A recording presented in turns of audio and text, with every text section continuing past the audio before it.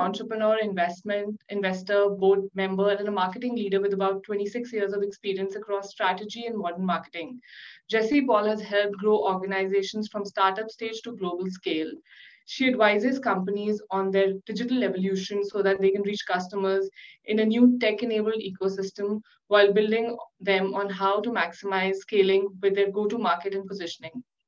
She's also the founder of Paul Writer, a marketing consultancy firm that helps global and Indian clients with branding, positioning, and customer outreach. Her clients include Adobe, Happiest Minds, Indeed, Microsoft, Oracle, and Wipro. She was a global brand manager of Infosys during its hectic 10x growth era. So I think there's a lot for us to learn from here. And headed marketing for challenger brand Quintent. And she was also the chief marketing officer of Wipro Technologies for 5 years, during which it quadrupled its revenue to about 4 billion. She's also an independent director on board of multiple companies, organizations. Her first book, No Money Marketing, From Upstart to Big Brand on Frugal Budget, was a business bestseller in India. Her new book, which is Marketing Without Money, is also a great book, and we do recommend you to kind of go through the read, and I'm sure she's going to touch upon a few of the basics from the book during our masterclass. So that's a lot of it packed in about 3 minutes of introduction, but I'm sure during the session, she'll have a lot more to show in terms of what practical and in terms of theoretical we can pick up and kind of utilize and imbibe in your everyday businesses and grow your startups. Thank you so much. Thank you, Jessie. Thanks. That was a lovely introduction, and I'm sorry it was so long, actually. Yeah, so today we're going to just talk a little bit about some of the concepts of marketing. Now, you might say, hey, but I do two things. So I sell pet food, but I also sell pet accessories. Yes, but you're going to have to build a brand around a single theme. So maybe you're a one-stop shop for pets, and that's your single message. You will have to find a single stance on which you do this. And if that means saying no to some opportunity that comes your way, you would have to do this.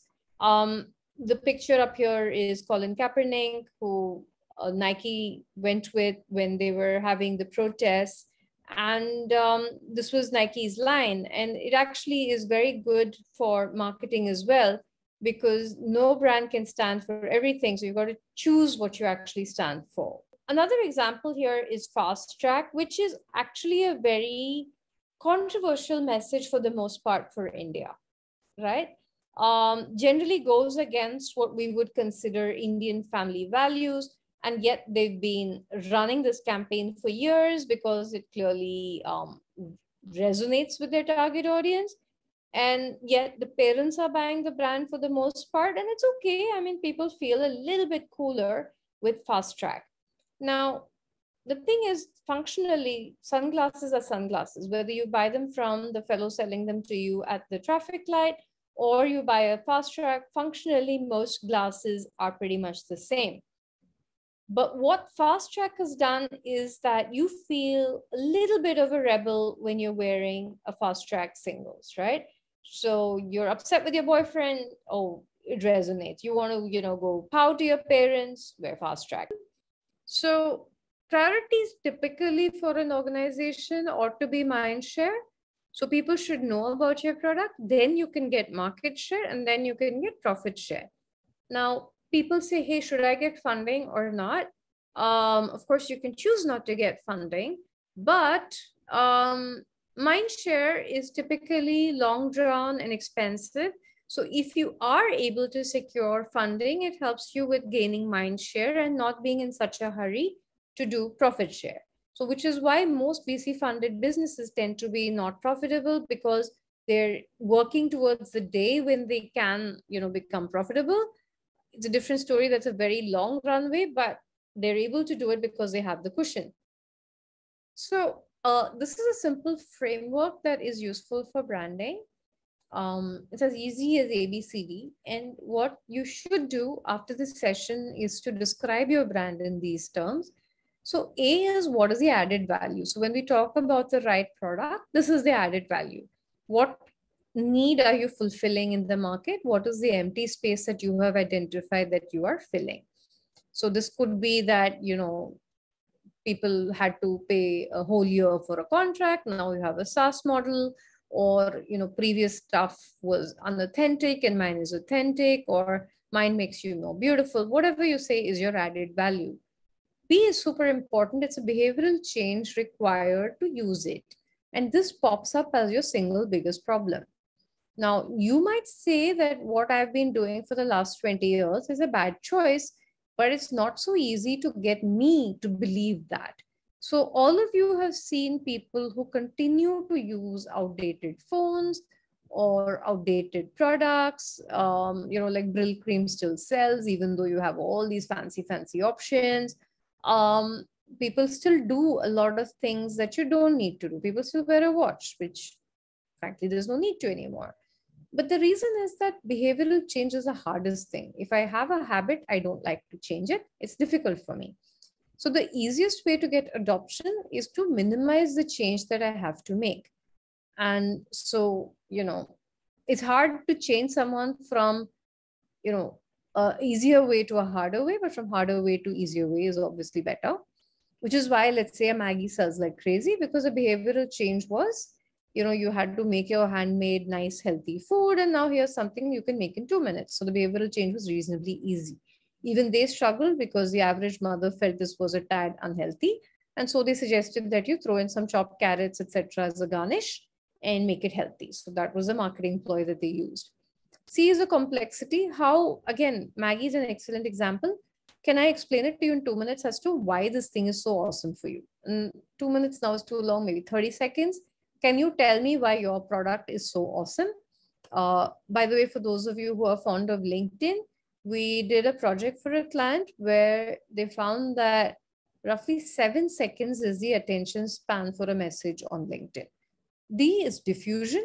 And this is a super important one, which is how do you get your users to share information about the fact that they're using your product, right? Now, if you look at one of the classic examples, it's like iPhone, where it says, oh, this message was sent from iOS or whatever. Yahoo used to have this thing that this message, whatever, Yahoo, do you get your own something at somewhere? So all digital tools try to put that in. If you look at any brand, again, it's the same thing. So I see this logo on somebody and they're cool. So, hey, I would like to have this logo and show I'm cool. Soon you see that everybody's wearing the same logo. So that helps. There are conscious examples as well. So for example, the Apple was the first to launch the white headphones because in those days, everything else was black. And they thought about it and said that the iPod sits in your pocket and that's its big value. So how does anyone know that you're using the iPod? So that's why you need to have something distinguishing. And it got to the point where people just bought white headphones just to show that they had something like it, even if they didn't have the iPod and it was fake. So this is the basic ABCD model. So here is a super important bit. What is it that you and only you bring to the customer? Now, what you choose here is make or break for your business. Identifying what is it that you do clearly, and secondly, being relevant to the customer in that context, right? Again, like I said, given sufficient reason, I can change my behavior, but I would not like to if I can. And how one metric which not many businesses measure is how easy is it to interact? Are you a habit? So you talk about SaaS, where of course you want it to be as easy as possible to renew despite RBI guidelines. But even something like pet food, can you convince someone to sign a subscription model for it? Right? So you say that, hey, how big is your dog? How many meals does it have? And we recommend that you feed this doggy, 1 bag of this stuff every month. So if you sign up now for 12 packages of this thing, hey, you get a discount or you get a free bowl or whatever it is. Suddenly it has become a habit rather than a monthly purchase decision. Amazon tries also very hard to put things in the pantry as a repeatable thing, because they just want to make it super easy for you to be able to reorder this, right? Even simple things like if I have an indicator in my package that you're running low, time to reorder, set an alert, any of these things, WhatsApp alert saying, hey, you bought from us a month ago, Would you not like to order again? What happened? So any of those things start to trigger movement towards that. Complexity, the customer is not a moron. It's a famous David Ogilvy saying, but we would like to be. And iconic brands simplify things, even really difficult things. So this is UI, UX plus explaining things to me. And you have to really think through how simple can I make it? Because today there are just so many choices that people like me are like, okay, I don't want to process all this information. So just give me something, the simplest option you have. So you go to a coffee shop, there's so many choices, and you're like, okay, I'll just have the black coffee because I can't wrap my mind around all the choices that you're offering me. So how can you simplify it? Because when in marketing, when we talk about simplifying, it means that in less than 10 words, you can describe your product offering without the use of and. So that's a simple test that all of you can do, which is why should someone buy you without the use of the word and. So I am XYZ, I deliver this, that's it. And diffusion, how visible is the usage? How easy is it to share?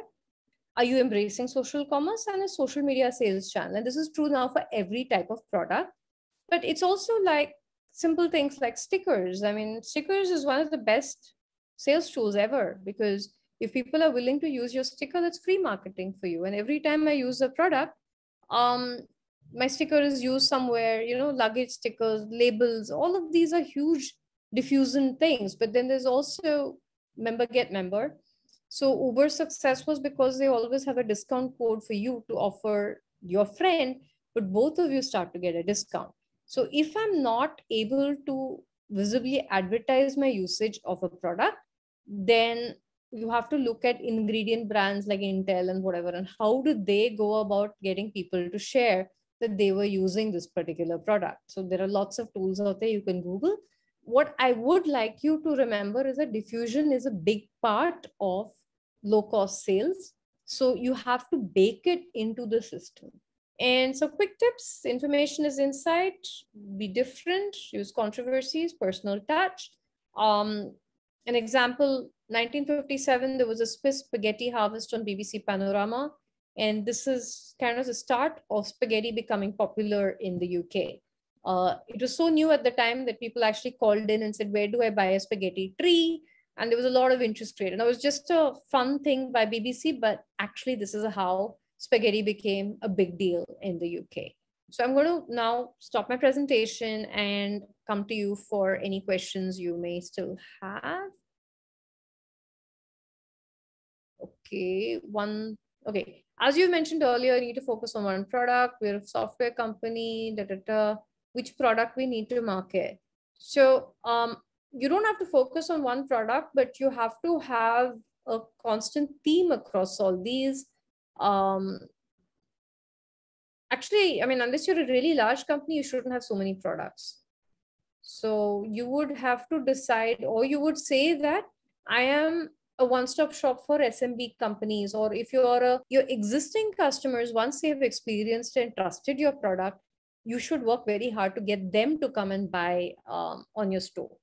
So to give you an example, again, from the hotel industry, so you might do your first booking through Make My Trip. But once you're in the hotel, I can come to you and say, sir, I see that you have booked by Make My Trip. Did you know we have a loyalty program? Next time you come book directly, I'll give you 10% off. Or if I'm an airline, I can tell you, look, you get more points if you book on my site. So you've flown me. Why don't you just book directly next time?